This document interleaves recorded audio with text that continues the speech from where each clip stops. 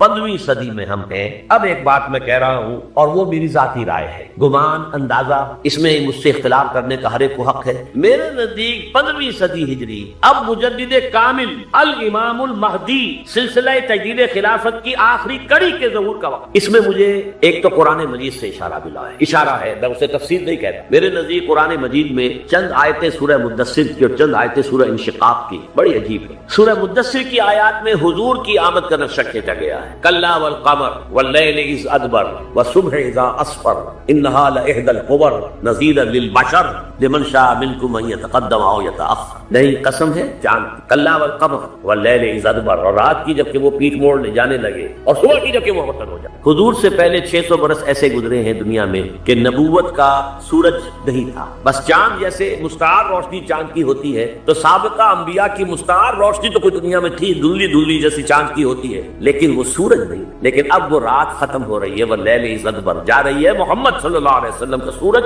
یہ شمس نبوت و رسالت طلوع ہو گیا۔ والصبح اذا اسفر انہا لإحدى الكبر، بہت بڑی باتوں میں سے ایک بات ہے جو ہوئی ہے، وہ معمولی واقعہ نہیں ہے، احدى الكبر، یہ تاریخ انسانی کے عظیم ترین واقعات میں سے ہے بعثت محمدی، نذیرا للبشر، پوری نوع انسانی کے لیے نذیر بن کر آئے۔ یہ تو ہے حضور کا معاملہ، لیکن اب جو معاملہ ہونا ہے دوبارہ، اس لیے کہ خلافت علی من عہد النبوت دوبارہ اب قائم ہوگی انشاءاللہ۔ حضور کے بعد میں آپ کو بتا چکا ہوں، خلافت راشدہ ختم ہونے کے بعد سے زوال زوال زوال زوال زوال زوال زوال زوال زوال، تھوڑا سا 2.5 سال کا 2 سال کا وقفہ آیا ہے حضرت عمر بن عبدالعزیز کا، ورنہ زوال زوال زوال زوال زوال، اگرچہ اس زوال کو 1000 سال لگے ہیں۔ یہ عمارت جو محمد نے بنائی تھی ایک دن میں نہیں گر گئی صلی اللہ علیہ وسلم، کھنڈر بتا رہے ہیں عمارت عظیم تھی، 1000 سال کے بعد پھر یورپ کے سیلاب نے آ کر اس کو گرایا ہے اور ختم کیا ہے، ورنہ 1000 سال تک سطوت و شوکت کے ساتھ امت مسلمہ تو موجود رہی ہے، چاہے اسلام جو ہے وہ حکومت کی سطح پر موجود نہیں تھا۔ بہرحال اب جو اس کا دور آیا ہے دوبارہ خلافت علی من عہد النبوۃ کا دور، اس کا نقشہ سورہ انشقاق میں کھینچا گیا ہے۔ فلا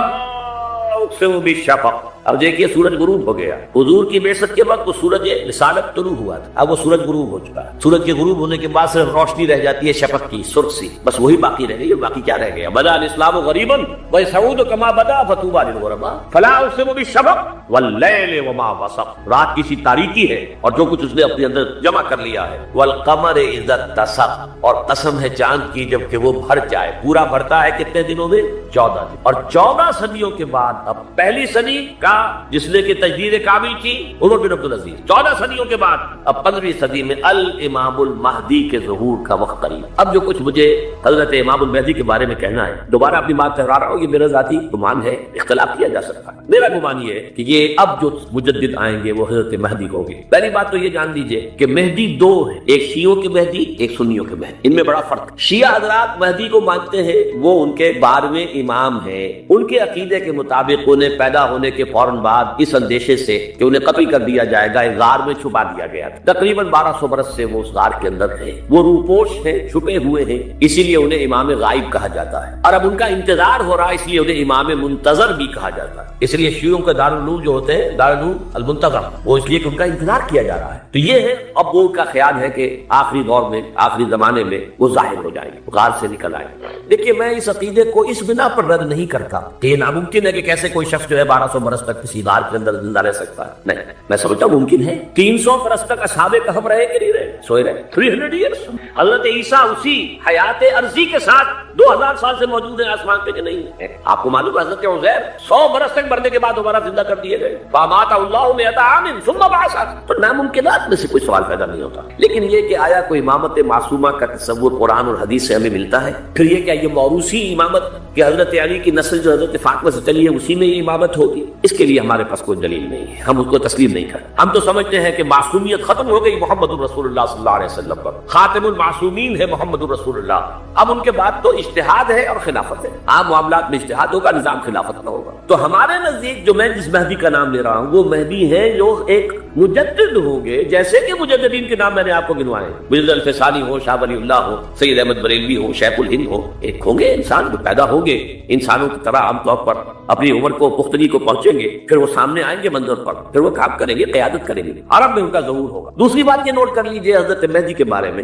ہمارے ہاں احادیث کے جو مجموعے ہیں ان میں جو ٹاپ کے 2 مجموعے ہیں ہیں ان میں کہیں حضرت مہدی کا ذکر نہیں، نہ صحیح بخاری میں نہ صحیح مسلم، لیکن ہم اسے نظر انداز نہیں کر سکتے کہ صحائف ستہ کی بقیہ چاروں کتابوں کے اندر موجود ہیں، لہذا نظر انداز نہیں کر سکتے، اگنور کرنا ممکن نہیں ہے۔ اب اس میں چاہتا ہوں کہ کچھ حدیثیں آپ کو میں سناؤں جن میں حضرت مہدی کا تذکرہ کیا گیا ہے۔ پہلی ہے وعن عبداللہ ابن مسعود قال قال رسول اللہ صلی اللہ علیہ وسلم، حضرت عبداللہ ابن مسعود سے روایت ہے، وہ فرماتے ہیں کہ حضور نے ارشاد فرمایا لا تذهب الدنيا حتى يملك العرب رجل من اہل بیتی، یہ دنیا ختم نہیں ہوگی جب تک کہ عرب پر میرے اہل بیت میں سے ایک شخص کی حکومت قائم نہ ہو۔ اور آپ کو معلوم ہے کہ آج تک عرب پر حضور کے اہل بیت کی کوئی حکومت قائم نہیں ہوئی، اور جب قائم ہوئی بھی تھی حضرت علی کو اگر شمار کیا جائے، اس لیے کہ حضور نے وہ جو مشہور واقعہ ہے کہ ایک چادر میں لے لیا تھا حضرت علی کو اور حضرت فاطمہ اور حضرت حسنین کو، اللہم ہؤلاء اہل بیتی، اے اللہ یہ بھی میرے اہل بیت ہیں، تو حضرت علی کی بھی حکومت منعقد نہیں ہوئی، پورے عالم اسلام پر ان کی حکومت نہیں، اس لیے کہ شام اور مصر دونوں صوبے جو ہیں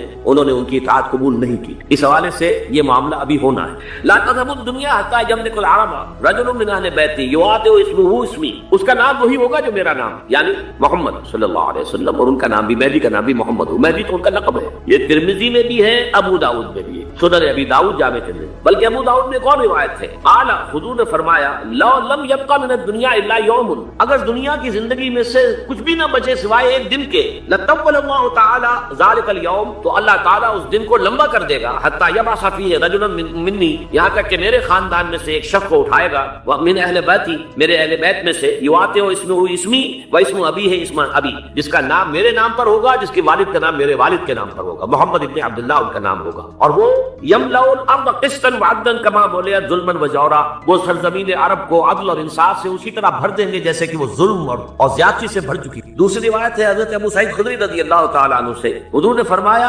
المہدی منی اجل الجبہۃ اقنى الانف یملأ الارض قسطا وعدلا کما بولیا ظلما وجورا یملک 7 سنین، رواہ داؤد، کہ مہدی مجھ میں سے ہوں گے بڑی روشن پیشانی والے اور بڑی کھڑی ناک والے، وہ زمین کو بھر دیں گے انصاف سے اور عدل سے جیسے کہ وہ ظلم سے بھری ہوئی ہوگی، اور وہ 7 برس تک حکومت کرے۔ عرب میں خالص خلافت علی منہاج النبوہ کا نظام حضرت مہدی کے ہاتھوں قائم ہوگا اور 7 برس تک قائم رہے گا عرب کے اندر، اس کا اگلا مرحلہ میں بعد میں بیان کروں گا۔ تیسری روایت، اور اس کو میں اس لیے خاص طور پر سنا رہا ہوں کہ اس میں وہی الفاظ آئے ہیں جو میں نے ابتدا میں حدیث آپ کو سنائی تھی، اس کے الفاظ ہیں۔ عن ابی سعید قال ذکر رسول اللہ صلی اللہ علیہ وسلم بلاء یصیب هذه الامه حتى لا يجد الرجل ملجا يلجا الیہ من الذل، حضور نے ذکر فرمایا کہ ایک دور ایسا آئے گا انتہائی ابتلا اور آزمائش اور مصائب کا کہ کسی شخص کو کوئی سر چھپانے کی جگہ نہیں ملے گی اس ظلم سے اپنے آپ کو بچانے کے لیے۔ فیبعث اللہ رجلا من عتبتی واہل بیتی، تو پھر اللہ میرے خاندان میں سے میرے اہل بیت میں سے اٹھائے گا ایک شخص کو، فیملأ به الارض قسطا وعدلا، اور اس کے ذریعے سے اللہ تعالیٰ زمین کو عدل و قسط سے بھر دے گا۔ یرضى عنہ ساکن السماء، یہ وہی الفاظ آ گئے، اس سے پھر راضی ہو جائیں گے آسمانوں میں رہنے والے بھی، مساکن الارض، اور زمین میں رہنے والے بھی۔ لا تدع السماء من قدرها شيئا الا ثبت، آسمان اپنا ایک قطرہ بھی نہیں روکے گا مگر یہ کہ اس کو زمین کے اوپر نثار کر دے گا، بارش کی شکل میں گرا دے گا۔ ولا تدع الارض من نباتها شيئا الا اخرجت، اور زمین اپنی پیداوار میں سے کوئی شے نہیں چھپائے گی، نہیں روکے گی مگر کچھ تو ظاہر کرے۔ یا یہ کہ دنیا میں اقتدار کہ کسی مسند پر انسان بیٹھا ہے، یا یہ کہ کوئی اس کے ہاتھ میں اختیار نہیں، یہ تمام جو حالات انسان پر طاری ہوتے ہیں، ان کے جواب میں جو طرز عمل فکری اعتبار سے اور عملاً انسان اختیار کرتا ہے، اس کے 4 درجے۔ پہلا درجہ ہے انتہائی گمراہی وَاللَّ ضَلَالًا بَعِيدًا، وہ کیا ہے؟ اگر عزت ہوئی، نعمتیں ملی، فلاں دیوی یا دیوتا کی نگاہ کرم ہے، اس کی کرپا سے یہ ہوگی، اور اگر کوئی تکلیف آ گئی، مصیبت آ گئی، معلوم ہوتا ہے کہ فلاں دیوی یا دیوتا ہم سے ناراض ہو، یہ کالی دیوی کی طرف سے کوئی مصیبت آ گئی ہے، یا یہ کہ یہ لکشمی دیوی کی نگاہ کرم ہے کہ ہمیں دولت مل گئی ہے، یہ تو ہے شرک۔ شرک ہونے کے اعتبار سے یہ ہے وَاللَّ ضَلَالًا بَعِيدًا، انتہائی پستی۔ اس پستی سے اوپر آئیں گے تو توحید کی پہلی منزل،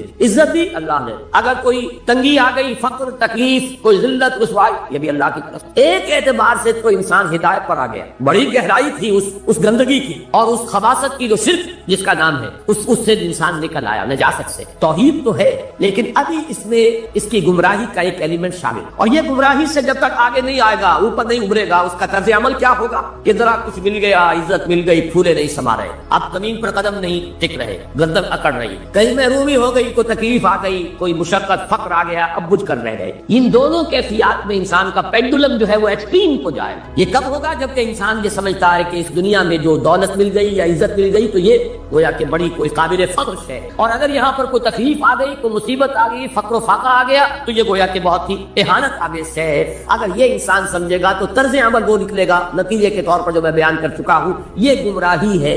اس گمراہی سے نکلیں گے تو آپ کس مقام پر آئے؟ دوسری منزل ہدایت کی کیا ہے؟ نہ یہ عزت ہے نہ یہ ذلت، دونوں حیثیتیں برابر ہیں کہ یہ امتحان۔ اسی لیے ان دونوں آیتوں میں ایک لفظ قدر مشترک ہے، اذا مبتلا فاما الانسان اذا مبتلاه ربه فاکرمہ ونعمہ۔ یہ بھی ایک ابتلا ہے، آزما رہا ہے اللہ، کبھی وہ دیکھ کر آزماتا ہے، کبھی چھین کر آزماتا ہے، کبھی فقر و فاقہ سے آزماتا ہے، کبھی وہ کثرت دولت اور کثرت مال سے آزماتا ہے، کبھی وہ صحت دے کر آزماتا ہے کہ یہ قوت اور توانائی اور صحت جو میں نے دی ہے یہ اس میں کیا کرتا ہے، کبھی وہ مرض کے ذریعے سے آزماتا ہے کہ صبر کرتا ہے کہ نہیں کرتا۔ ہمارے لیے شکوہ اور شکایت تو اس کی زبان پر نہیں آ جاتی، نالا اور سیون تو نہیں آ جاتا، تکلیف جھیلتا کہ نہیں جھیلتا، اس میں تحمل ہے کہ نہیں، تو صبر کرتا ہے یا شکر کرتا ہے۔ یہ دونوں کیفیات در حقیقت اس اعتبار سے مساوی ہے، یہ بھی امتحان، یہ بھی۔ یہ حقیقت جب سامنے ہوگی اب وہ پینڈولم جو ہے وہ بہت کم ہو جائے، یعنی انسان میں طبعی طور پر تو ایک اثر ہوتا ہے غیر اختیاری، کسی چیونٹی نے کاٹا آپ کے پاؤں پر، آپ اپنا پاؤں ہٹا لیں گے، اس میں کوئی ارادہ نہیں، یہ ریفلیکس ایکشن ہے، غیر اختیاری فیل۔ اس حد تک تو انسان ضرور متاثر ہوتا ہے، اس سے تو کوئی انسان جو ہے وہ بلند تر نہیں ہو سکتا۔ حضرت ابراہیم رضی اللہ تعالیٰ عنہ حضور کے وہ نومولود فرزند انتقال جب ہو رہا تھا، آپ کی آنکھوں میں آنسو آ گئے۔ اب یہ طبعی اثر ہے، ایک فیل ہے، انفعالی کیفیت ہے جو بالکل طبعی ہے، لیکن یہ نہیں کہ اس کی وجہ سے انسان کی زبان پر کوئی شکوہ آ جائے، کوئی شکایت آ جائے، یہ نہیں ہوگا، یہ ایمان کے بناسی۔ اسی طریقے سے اگر کوئی خوشی ہوئی ہے تو چہرے کے اوپر ایک نکھار آ جائے گا، تبسم آ جائے گا، اس سے زائد نہیں۔ اس حد تک تو یوں سمجھیے کہ انسان کا طبعی تقاضا ہے، اس سے زیادہ یہ پینڈولم اگر سوئنگ کر رہا ہے تو گویا کہ اس حقیقت سے انسان محجوب ہے کہ یہ بھی امتحان ہے، یہ بھی امتحان، جو ہم سورہ حدید میں پڑھ چکے ہیں، ما اصاب من مصیبت فی الارض ولا فی انفسکم الا فی کتاب من قبل ان نبراها ان ذلک علی اللہ یسیر لکی لا تعصوا علی ما فاتکم ولا تفرحوا بما آتاکم۔ اللہ تمہیں کچھ دے تو اتراؤ مت، اللہ تم سے کچھ چھین لے تو اس کے اوپر افسوس مت۔ یہ نتیجہ ایمان کا نکلنا چاہیے۔ اگر تمہیں ایمان ہے اللہ پر، اگر تمہیں یقین ہے کہ جو کچھ ہوا ہے اللہ کے اذن کے بغیر نہیں ہوا، اگر تمہیں یقین ہے کہ اللہ نے جو میرے لیے طے کیا ہے اس میں میرے لیے خیر ہی ہے، چاہے فی الحال فی الوقت فوری طور پر مجھے ناگوار محسوس ہو رہی ہے بات، لیکن یقیناً میرے لیے اس میں خیر ہے میرے رب کی طرف سے، کہ حد کے ساتھ ہی ہمارے عین الطاف۔ ہم تو شارٹ سائٹڈ ہیں، ہم دیکھ نہیں سکتے کسی شے کو، ہم اس کے ظاہر کو دیکھ کر گھبرا اٹھتے ہیں کہ یہ تو تکلیف آ گئی، کیا پتا اسی کے پردے میں اللہ کی رحمت آ رہی ہے۔ میں نے وہ رئیس امروی کے اشعار آپ کو کئی دفعہ سنائے ہیں، وہ وقت آیا کہ ہم تو قدرت ہماری سعی و عمل کا پھل دے، بتا رہی ہے یہ ظلمت شب کہ صبح نزدیک آ رہی، ابھی ہے کچھ امتحان باقی، فلاکتوں کے نشان باقی، قدم نہ پیچھے ہٹے کہ قسمت ابھی ہمیں آزما رہی۔ رئیس اہل نظر سے کہہ دو کہ آزمائش سے جلدہ آ رہے، جسے سمجھتے ہو آزمائش وہی تو بگڑی بنا رہی، اسی آزمائش سے تو بگڑی بنے گی، اسی سے تو تمہارا خیر جو ہے اجاگر ہوگا، سامنے آئے گا، پتہ چلے گا who's who, what is what۔ ابو بکر میں کتنا یقین اور ایمان تھا، یہ کیسے معلوم ہوگا؟ کیسے معلوم ہوگا کہ بلال میں کتنا سہار، کتنا تحمل تھا، کتنا صبر تھا، اگر وہ مصیبت ان پر نہ آتی کہ جو امیہ ابن خلف کے ہاتھوں ان پر قیامت اٹھ رہی۔ تو یہ ساری چیزیں جو ہے ما اصاب من مصیبت فی الارض ولا فی انفسکم الا فی کتاب من قبل ان نبرأ ان ذلک علی اللہ یسیر لکی لا تعصوا علی ما فاتکم ولا تفرحوا بما آتاکم واللہ لا یحب کل مختال فخور۔ اگر اس حقیقت سے محجوب ہو جاؤ گے تو پھر اختیال اور فخر اور گھمنڈ پیدا ہو جائے گا تمہارے اندر، یا دوسری طرف مایوسی، کمر ہمت ٹوٹ کر رہ جائے، خودکشی کرنے کو انسان آمادہ ہو جاتا ہے، ذرا کوئی ناکامی دنیا میں آ گئی، کوئی تکلیف آ گئی۔ یہ ہے در حقیقت تیسری منزل، ہدایت کی دوسری سیڑھی۔ پہلا کیا کہا؟ لحاظ ضل ضلالا بعیدا، کوئی خیر مل گیا تو کسی دیوی کی نگاہ کرم، کوئی تکلیف آ گئی تو کسی دیوتا کی ناراضگی، یہ تو ہے ضل ضلالا بعیدا۔ اس سے اوپر آئے، یہ پہلی سیڑھی ہدایت کی، عزت ہے تو اللہ کی طرف سے، اور اگر کوئی ذلت ہے، تنگی ہے تو اللہ کی، یہ ہدایت کا آغاز ہو گیا، یہ توحید کی بنیادی منزل۔ اس سے اگلی منزل، یہاں کی ذلت نہیں، یہاں کی عزت نہیں۔ ذالک یوم التغابن، ہار اور جیت کے فیصلے کا دن تو قیامت کا دن ہے، وہاں معلوم ہوگا جس کو اس وقت عزت ملی وہ عزت والا ہے، جو اس وقت ذلیل ہو گیا وہ ذلت والا ہے۔ یہ تو امتحان ہے، دارالامتحان ہے، خلق الموت والحیات لیبلوکم ایکم احسن عملا، تو دارالامتحان ہے، امتحان ہونے کے ناطے دونوں برابر ہیں۔ اس سے اوپر ہے ایک چوتھی منزل، ہدایت کی تیسری منزل، وہ کیا ہے؟ عام طور پر انسان یہ سمجھتا ہے کہ یہ جو آزمائش ہے، تنگی کی اور فقر و فاقہ کی، یہ 70 آزمائش ہے، اور نعمتوں کی بارش ہو تو یہ آسان آزمائش۔ یہ بھی ابھی گمراہی کا ایک پرت جو ہے اس کی باقی ہے۔ ابھی ہدایت کا جو کامل جو ہوگا انکشاف وہ کب ہوگا؟ جب انسان اس حقیقت کو جان لے کہ جہاں وسعت ہو، دس از دی رے آف ہوپ۔ یہ امت قرآن سے اپنا تعلق توڑ بیٹھے۔ اور نمبر 2 ہے وہی سرمایہ داری بندہ مومن کا دین، یہ بھی سرمایہ پرست بن چکا، دولت کا پجاری بن چکا۔ یہ میرے لیے رے آف ہوپ، مادہ پرستی، دولت پرستی، سرمایہ پرست، زر اندوزی، وَإِنَّهُ لِحُبِّ الْخَيْرِ لَشَدِيدٌ، ان 2 لعنتوں کے اندر یہ مبتلا ہے۔ جانتا ہوں یہ امت حامل قرآن ہے وہی سرمایہ داری بندہ مومن کا۔ اور تیسری سب سے تلخ حقیقت، اس کی جو علمی اور روحانی جو رہنمائی کرنے والے لوگ ہیں وہ اندر سے خالی ہیں، کھوکھلی۔ جانتا ہوں میں کہ مشرق کی اندھیری رات میں بے ید بیضا ہے پیرانے حرم کی آس، علماء ہے اور صوفیاء ہیں اور پیشوا ہیں اور مسند نشین ہیں اور سب کچھ ہے، لیکن کسی کے داستین میں وہ موسیٰ والا ید بیضا نہیں، خالی اندر سے۔ اس کا نقشہ ایک حدیث میں آیا ہے جو لرزا دینے والی ہے، آج کا نقشہ ہے وہ بھی۔ حضور نے فرمایا یوشک ان یاتی علی الناس زمان، مجھے اندیشہ ہے لوگوں پر ایک زمانہ ایسا آ جائے گا، ذرا گنتی کیسا ہوگا، لا یبقى من الاسلام الا اسمہ، اسلام میں سے اس کے نام کے سوا کچھ نہیں۔ کہاں ہے اسلام دنیا میں؟ کھاؤ اجتماعی سطح پر کھاؤ، کہاں ہے؟ ولا یبقى من القرآن الا رسمہ، اور قرآن میں سے سوائے اس کے رسم الخط کے کچھ نہیں۔ معنی کہاں ہے؟ قرآن ہو رہی ہے اس کی طرف پیش قدمی ہو رہی ہے، تدریج، لیکن یہ اس حدیث سے جو ہے وہ سامنے ہے۔ مساجدہم عامرۃ، ان کی مسجدیں آباد تو بہت ہوں، بڑی بڑی مسجدیں، شاندار مسجد، شان بھری ہوئی، بھرپور، جمعے کے اندر عیدین کا اتوار۔ وہی خراب من الہدیٰ، ہدایت سے خالی، ایک رسم پرستی ہو رہی ہوگی، ریچولزم ہو رہی، رہ گئی رسم ادا، روح بلالی نہ رہ گئے، فلسفہ رہ گیا، تلقین رسالی نہ رہی۔ اور آخری بات، علماءہم شر من تحت عدیم السماء، ان کے علماء آسمان کی چھت کے نیچے کی بدترین مخلوق ہوں، من عندہم تخرج الفتنۃ وفیہم تعود، ان کے اندر سے فتنے برآمد ہوتے رہیں گے، فلاں کافر، فلاں یہ، فلاں وہ، اور فتنے ان کے اندر ہی جو ہے داخل ہوتے رہیں گے۔ یہ حدیث ہے۔ بہرحال یہ صورت تو ہے، لیکن ابلیس عجیب بات کہتا ہے، وہ بچاتا ہے، وہ سمجھ لے، وہ فلسفے کا بڑا ایک گہرا مسئلہ اصل حاصل کے تقاضاؤں سے ہے، لیکن یہ خوف ہو نہ جائے آشکارا شر پیغمبر کہیں، مجھے مسلمانوں سے اتنا خوف نہیں ہے کہ یہ دوبارہ شر پیغمبر کو لے آئیں گے، اصل حاضر کے تقاضاؤں سے خوف۔ یہ کیا بات ہے؟ آپ نے کبھی سوچا بھی نہ ہوگا۔ دیکھیے یہ ایک فلسفہ ہے، ہیگل کا ہے، پھر اسی پر مارکس کا فلسفہ آیا ہے، میٹیریلزم، ڈائلیکٹیکل۔ وہ فلسفہ کیا ہے؟ دنیا میں ایک سلسلہ چل رہا ہے، تصادم اور ارتقاء۔ ایک نظریہ سامنے آیا، اسے انسان نے ٹرائی کیا، اس کی خرابیاں ظاہر ہوئیں، تو اسی کی کوکھ سے اس کا ایک اینٹی تھیسس وجود میں آیا۔ اب دونوں میں ٹکراؤ ہوا، ان دونوں کے ٹکراؤ سے ایک نئی چیز، تیسری چیز ڈیولپ ہو گئی جو پہلے سے بہرحال بہتر۔ اب جو یہ نئی چیز بنی یہ خود تھیسس بن جاتا ہے، کیونکہ یہ بھی آسمانی ہدایت پر مبنی نہیں ہے، اندھے بہرے مادے کا سفر جو جاری ہے، مکمل تو نہیں ہوتا، کامی تو نہیں، اس میں جو ڈیفیشنسی ہے وہ پھر اپنا ایک ری ایکشن پیدا کرتا ہے، پھر وہ تھیسس پھر اینٹی تھیسس کو جنم لیتا ہے، پھر ان میں ٹکراؤ ہوتا ہے، پھر آگے بڑھتا ہے۔ یہ ہے جس کو کہتے ہیں ڈائلیکٹک۔ یہ تاریخ چل رہی ہے اس اعتبار سے کہ جہاں ایک طرف وہ خیر و شر کا معاملہ چل رہا ہے، وہیں پر بھی اسی پروسیس کے دوران یہ جو ڈائلیکٹیکل پروسیس ہے یہ بھی آگے بڑھ رہا ہے۔ نو انسانی بحثیت مجموعی شر سے خیر کی طرف آ رہی ہے۔ اب اس کی مثال دے لیجیے، پہلے دنیا میں بادشاہت تھی، جاگیرداری تھی، انسان مجبور، کسان غریب، حساب ہوا، رد عمل پیدا ہوا، جمہوریت آئی، یقیناً بہتر بات ہے، لوگوں کو حقوق حاصل، لوگوں کو عزت نفس حاصل ہوئی۔ اب بھی انسان ہے، یہ بھی انسان تھے، بادشاہ، یہ کیسے فرق کر رہے ہیں؟ اب اس کے اندر کیپٹلزم پیدا ہو گیا۔ نتیجہ کیا نکلا؟ پہلے بادشاہ سر پر سوار تھا، اب سرمایہ دار سوار ہو گیا، پہلے جاگیردار سوار تھا، اب کارخانے دار سوار ہو گیا۔ رست از یک بند کا استاد در بندے دیگر، آسمان سے گرے کھجور میں اٹک گئے، جب رد عمل ہوا پھر کمیونزم برابر ہوا، اسی کی کوشش کیپٹلزم کا رد عمل کمیونزم۔ اب یہ شکل ہے کہ جو چل رہی ہے وہ کمیونزم مر گیا، اب انسان ایک دو راہے پر، اب آگے کہاں جائے گا؟ یہ ڈائلیکٹیکل پروسیس کہاں جائے گا؟ مغربی دنیا سمجھ رہی ہے کہ ہمارا نظام ہی بس جیت گیا ہمیشہ کے لیے، ہمارا جو سیکولر لبرل اور عوامی حاکمیت پر مبنی جمہوریت کا نظام، اور ہمارا جو پرائیویٹ اونرشپ اور انٹرسٹ اور بینکنگ پر مبنی ہمارا معاشی نظام، بس یہی بہترین ہے، جیت گئے، اب یہ فائنل کی اینڈ آف ہسٹری۔ فوکویاما نے کتاب لکھی، اب انسان اپنے آخری حد کو، جس پر پھر ہنٹنگٹن نے کہا نہیں ابھی ایک تصادم ہونا ہے، اس نے تہذیبوں کا تصادم کا نام دیا تھا، لیکن ایک اور شخص نے بعد میں کہا نظاموں کا تصادم۔ قرآن نے اس فلسفے کو بیان کیا، یہ سورہ رعد کی آیت نمبر 17 ہے، وَأَنزَلَ مِنَ السَّمَاءِ مَاءً، اللہ تعالیٰ آسمان سے اتارتا ہے پانی، فَسَالَتْ أَوْدِيَةٌ بِقَدْرِهَا، تو تمام تمام وادیاں بہہ نکلتی ہیں، جو کہ پہاڑی علاقہ تھا نا حجاز کا،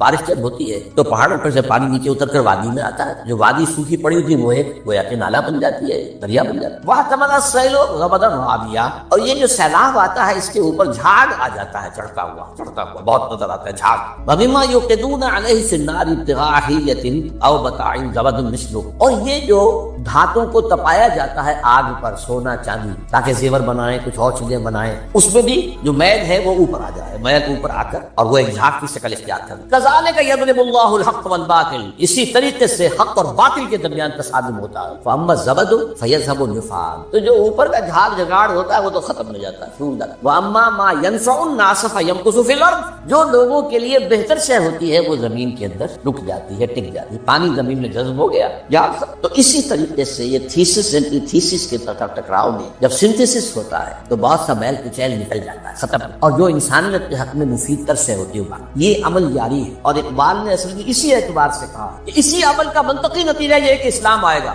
ہر کجا بینی جہان رنگ و بو، آنکھ کے از خاکس بیورد آر ہوں، یا ضرور مصطفیٰ ہورا بحاس، یا حلود اندر تلاش التفاس۔ اصل میں یہ جو عمل جاری ہے اور جس کے اندر کے اچھی امیدیں ہیں انسان کی شامل ہے، امیدوں کے چراغ جلتے ہیں کہ انسان کے لیے کوئی بہتر مستقبل آ جائے گا، تو جو کچھ اس میں خیر ہے وہ محمد کا عطا کردہ ہے، اور ابھی یہ محمد کی تلاش میں چل رہا، یا نور مصطفیٰ ہورا بحاس، یا حلود اندر تلاش مصطفیٰ، جائے گا کہیں پر اسی نہیں تھا۔ اچھا، اب جو میں نے آپ کے سامنے عرض کیا کہ یہ جو باطل کی صف بندی ہے، اس میں وہ جو پرانا ایک نقولہ ہے، نہ ہر زن درست و نہ ہر مرد مرد، خدا پنج انگوش یکساں نہ کر، اس صف بندی میں سب برابر نہیں۔ دیکھیے عیسائیوں میں تین تقسیم، ایک مذہبی تقسیم ہے کیتھولکس اور پروٹسٹنٹ، اور پھر پروٹسٹنٹس کے اندر نیو کونس، یہ دفعہ آپ پڑھتے ہوں گے، اور ایونجلسٹ آج کل سب سے زیادہ ایک تو ان کے درمیان اختلاف۔ نمبر دو، کیتھولک جب جان لیجئے کہ یورپ جو ہے مین لینڈ یورپ اس کیتھولک نیئرلی 100%، امریکہ اور برطانیہ یہ ہے پروٹسٹ۔ پھر ان کے اندر بھی ایک تقسیم ہے، کچھ لوگ مذہبی ہے، کچھ سیکولر ہے، جنہیں پرواہ نہیں ہے، نہ کیتھولسزم سے پرواہ ہے، بحث ہے، نہ پروٹسٹنٹزم سے، جیسے کہ ہر جگہ ہوتا ہے، ہمارے یہاں بھی ہے، ایسے لوگ بھی ہیں جنہیں کو خاص سروکار ہے، کہنے کو وہ شیعہ ہے، وہ شیعہ کیا ہے کچھ بھی نہیں، کہنے کو سنی ہے، سنی کیا ہے،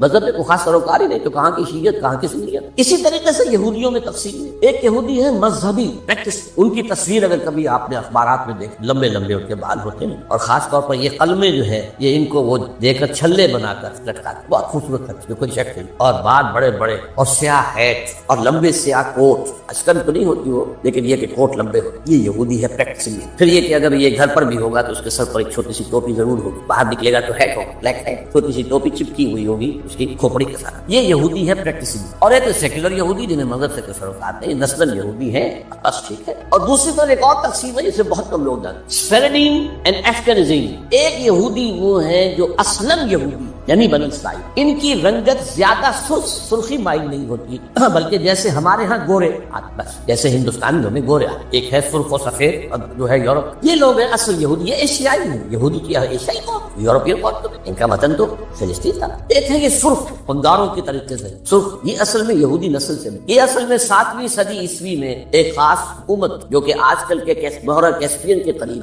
ہاجر ایک قوم، اس پر دباؤ پڑ رہا تھا، ایک طرف عیسائیوں کی طرف سے کہ عیسائی ہو جاؤ، ایک طرف مسلمانوں کی طرف سے کہ مسلمان ہو جاؤ، اور وہ بادشاہ رہنا چاہتا تھا نیوٹرل۔ وہ جو دو چکی کے دو پارٹوں میں آ گیا تو اس نے ایک فیصلہ کیا، اس نے کچھ عیسائی علماء کو بلایا، کچھ یہودی علماء کو بلایا، اپنے ہاں مناظرہ کرایا۔ جب مناظرے میں بھی کوئی خاص فیصلہ کی بات نہیں ہو، اب اس نے علیحدگی میں بلایا عیسائیوں کو، تمہارے نزدیک عیسائی بہتر ہیں یا یہودی بہتر ہے، مسلمان بہتر ہیں یا یہودی بہتر ہے؟ یا یہودی۔ مسلمانوں کو بلایا، تمہارے نزدیک عیسائی بہتر ہے یا یہودی؟ یہودی۔ ٹھیک ہے، یہودیت پر کامن فیکٹر ہو گیا۔ عیسائیت تو بدترین شرک میں چلی گئی، خدا کا بیٹا بنا، یہودی بہرحال واحد ہے۔ عیسائیت میں شریعت ختم ہو چکی ہے، یہود کے ہاتھوں شریعت موسیٰ باقی ہے، تو مسلمانوں کو تو یہی کہنا ہے عیسائیوں کے مقابلے میں تو یہودی بہتر ہے۔ اور اس وقت تک ابھی ان کی وہ دشمنی اس طریقے سے سامنے آئی بھی نہیں، شیطان کی ایجنٹی ابھی شروع ہوئی بھی نہیں۔ اسی طریقے سے اب عیسائی اولڈ ٹیسٹمنٹ کو مانگتے ہیں، وہ تو ساری یہودی ہے، حضور تو بعد میں آئے ہیں، قرآن حدیث سے جو واقف ہیں، تو انہوں نے کہا یہودی، انہوں نے کہا اس نے یہودی کے خلاف۔ یہ قوم ہے جو اس وقت زیادہ چھائی ہوئی ہے، اور یہ بنیادی طور پر سیکولر ہے، اور اسی میں صہیونی تحریک جو ہے، صہیونی زائنسٹ موومنٹ، اس they are not really بنی اسرائیل، they are not the progeny of Jacob علیہ السلام، حضرت یعقوب کی نسل سے، یہ ترک نسل، یہ یوں سمجھیے کہ یاجوج ماجوج کی جو نسلیں ہیں ان میں سے ایک نسل، اور یہ جو جو ہے وہ جو سرخ و سفید رنگت کے لوگ ہوتے ہیں یہ ان میں سے. اب آئیے آگے, یہ جو گٹھ جوڑ ہے اس کے اہداف کیا ہے؟ What do they want? Number 1, عالم اسلام کے وسائل پر قبض, خاص طور پر تیل. اس وقت دنیا کے اندر کرائسس آنے والا ہے تیل شدید, اور تیل جس طریقے سے ان صنعتی ممالک کے لیے ایک ناگزیر شے بن گئی ہے, جیسے ہم ہوا کے بغیر نہیں جی سکتے, وہ تیل کے بغیر نہیں. تو انہیں تو چاہیے, عراق کا جو قبضہ ہے تیل کا پیش نظر تھا, اور افغانستان میں بھی ان کے پیش نظر یہ تھا کہ افغانستان کے راستے سے سینٹرل ایشیا کے جو تیل اور گیس کے ذخائر ہیں تو پہلی بات تو ہے یہ وسائل, عالم اسلام کے وسائل کا قبضہ. نمبر 2, عالمی مالیاتی استعمار. پوری دنیا میں ایک امپیریلزم, نیا امپیریلزم, لیکن وہ امپیریلزم جو ہے کولونائزیشن کی شکل میں نہیں, اس شکل میں نہیں کہ انگریز آیا اور ہندوستان کو اس نے غلام بنا لیا, کوئی گیا اور کسی نے لیبیا کو غلام بنا لیا, کسی نے موراکو کو غلام بنا لیا, کسی نے انڈونیشیا کو. نہیں, غلام بنانے کی ضرورت ہی نہیں ہے. آپ غلام بنائیں گے وہ آپ کو ماریں گے, آپ ان کو ماریں گے, فائدہ کیا ہے؟ ایسا مالیاتی نظام بناؤ کہ یہ سب بن جائیں حیوان بن کر کام کرے, مشقت کرے, اس مشقت سے جو حاصل ہو اس کو ہم اپنے بینکنگ کے نظام کے ذریعے سے اس کی کریم کھینچ لیں, تلچھٹ چھوڑ دیں. آخر انہیں بھی تو سسٹین تو کرنا ہے, ختم ہو جائیں گے تو پھر آگے محنت کون کرے گا؟ آگے والا جو ہے شام کو گھوڑے کو چارہ نہیں ڈالے گا, اگر کوئی چنا ونا نہیں دال وال نہیں دے گا تو اگلے کیسے چھوڑ دو؟ لہٰذا وہ ان کو چھوڑ دو, کریم کھینچ. تو تمہیں آم کھانے سے غرض ہے کہ پیڑ گرنے سے؟ یہ ہے عالمی مالیات. اس کا بھی سربراہ امام امریکہ ہے, اور اس سے بھی اوپر ٹاپ پر اصل میں یہودی بینکرز, بینکوں کا نظام انہوں نے ایجاد کیا. یہ اس پروسیس کا حصہ ہے جو میں نے کہا تھا, انہوں نے جو ریگین کی اپنی پوزیشن عیسائیوں کے مقابلے میں. تو بینکنگ کا نظام, ای بنوک ای فکر چالاک یہود نور حق اسینہ آدم ربود. اس بینکوں کے نظام نے انسان کے اندر سے نور حق ہے, وہ جو روح ربانی ہے, اسے کھینچ لیا. سب تا کہو بالا نہ گرد دی نظام, دانش و تہذیب و دی سودائے خام. جب تک یہ نظام کہو بالا نہیں ہوگا, کہاں کی دانش, کہاں کی تہذیب, کہاں کا مذہب, کہاں کا دین, یہ سب نام ہے جنہیں قل ہی الا اسماء ہی الا اسماء سمیتم. تو دوسری بات یہ, تیسری بات ہے وہ اپنی تہذیب کا تحفظ کر, اپنی تہذیب اور تمدن دونوں. یہ جو اقبال نے لفظ استعمال کیا ہے تہذیب نے, پھر اپنے درندوں کو حیران جو شخص کے بارے میں وہ الفاظ جو آج بش کہہ رہا, اور سویلائزیشن ہمیں خطرہ, ہماری تہذیب کو ختم, یہ سارے کے سارے تل گئے, ہماری تہذیب کو ختم کرنا. اور بعد ہی یہی الفاظ استعمال کیے تھے اپنے وقت کے فرعون اعظم مصر کا فرعون, ان ہاذان لساحران یریدان ان یخرجاکم من ارضکم بسحرہما ویذھبا بطریقتکم المثلی. یہ جو موسیٰ اور ہارون آ گئے نا, یہ دو جادوگر ہیں, یہ چاہتے ہیں اپنے جادو کے بل پر تمہیں اپنے ملک سے بے دخل کر دیں اور تمہاری مثالی تہذیب کو ختم کر دیں. یذھبا بطریقتکم المثلی. آج حقیقت وہ چاہتے ہیں کہ اپنی اس تہذیب اور تمدن کا اور اپنے نظام کا, خاص طور پر مالیاتی نظام, وہ سارا معاملہ جو مالیاتی استحصال کا ہے وہ تو اسی پر تو مبنی ہے. مالیاتی نظام ختم تو ختم, اور وہ اسی لیے عالم اسلام پر اس نظام کو تہذیب جمع تمدن اس کو ٹھوس نہ کرے, بزور طاقت. اس کے لیے ڈالر بھی خرچ کر رہے ہیں, ارب خرب. اس کے لیے این جی اوز کی فوجوں کی فوجیں ہیں جو بنا دی. اس کے لیے نہ معلوم کس طریقے سے کیسے ہمارے ہاں کے ٹیلی ویژن چینلز کو خریدا گیا اور ان کے ذریعے سے جو ہے وہ ساری اپنی ویلیوز کو پروپیگیٹ کر رہے ہیں اور اسلام کے شعائر کی بےخدمتی کر رہے ہیں. سارا ظاہر بات ہے, پیسہ ان کے پاس, اقتدار ان کے پاس ہے, طاقت ان کے پاس ہے, وہ چاہتے ہیں. اور اب سے کچھ پہلے تک تو ایک معاملہ اور تھا, اب کچھ اور ہو گیا, یہ بھی نوٹ. اب سے کچھ پہلے تک ان کا معاملہ یہ تھا کہ اسلام ایز اے مذہب سے ہماری کوئی دشمنی نہیں, ہم اسلام as a then, political Islam, یہ نظام کی بات جو تم کرتے ہو, یہ خلافت کا نام جو لیتے ہو, یہ ہم برداشت نتھنگ ڈوئنگ. اب ہوتے ہوتے وہ یہاں تک آ گئے ہیں کہ اصل میں تو سارے برائی کے بیج ان کے خیال میں مذہب. اب ان کے جو رائٹرز ہیں اور ان کے بڑے بڑے جو لوگ مفکرین ہیں وہ کہہ رہے ہیں اسلام in itself, Quran in itself, Muhammad in himself is evil. نعوذ باللہ, قرآن ایول, اسلام ایول اور محمد ایول. تو یہ ایک عظیم جنگ ہے اسلام اور مسلمانوں کے خلاف, اسلامی تہذیب و تمدن کے خلاف. وہ اس میں چاہتے ہیں کہ اسلام کی بےخدمتی کریں. نمبر 4 یہ اسلام کے احیاء کے عمل کو ہر قیمت پر روکنا, اینی کاسٹ, امت میں جہاں بھی سر اٹھائے گا کچل دیں. یہ ان کا چوتھا. 5واں, یہ ذرا لمبی سی بات ہے تھوڑی, یہ ہے ایک علاقائی پروگرام. ایک بہت بڑی جنگ ہونی ہو تو ہو اور ہو جائے, اور جلد از جلد نتیجے میں گریٹر اسرائیل قائم ہو جائے تاکہ پوری دنیا میں جو ڈائسپورا میں ابھی اسرائیلی پھیلے ہوئے ہیں وہ آ جائیں. مسجد اقصی اور گنبد صفرا گرایا جائے. تھرڈ ٹیمپل حضرت سلیمان کا بنایا ہوا معبد تیسری مرتبہ تعمیر کیا جائے. اس میں حضرت داؤد کا تخت لا کر رکھا تھا, وہ تخت آج بھی موجود ہے. ویسٹ منسٹر ایبے برطانیہ کی پارلیمنٹ کے ساتھ جو چرچ ہے اس میں وہ رکھا ہوا ہے. وہ ایک پتھر تھا جس پر حضرت داؤد علیہ السلام کو بٹھا کر ان کی تاجپوشی کی گئی تھی. وہ رہا ہے ہیکل کے اندر موجود رہا. وہاں سے ٹائٹس رومی لے گیا سن 70 میں اسے. روم سے گیا آئرلینڈ سے آیا اسکاٹ لینڈ سے آیا برطانیہ. اب وہ وہاں موجود ہے اور برطانیہ میں بادشاہ ملکہ کی کورونیشن جو ہوتی ہے اسی پتھر پر بٹھا کر جب وہ آ جائے گا تو یہ چیزیں تو مشترک ہیں ان کے درمیان. آرمیگیڈون، گریٹر اسرائیل، تمام دنیا سے اسرائیلیوں کو لا کے آباد کر دینا اور ٹیمپل آف دی ماؤنٹ کی تعمیر اور اس کے لیے مسجد اقصی اور گنبد صخرہ کو گرا دینا اور تھرون آف ڈیوڈ لا دینا. اس کے بعد عیسائیوں کے نزدیک حضرت مسیح نازل ہوں گے اور اس تخت پر بیٹھ کر دنیا پر حکومت کریں. یہاں ہمارا ان کا عقیدہ کچھ آ کر مل جاتا. اور اس یہودیوں کے نزدیک ان کا جو مسیحا جس کے وہ منتظر ہیں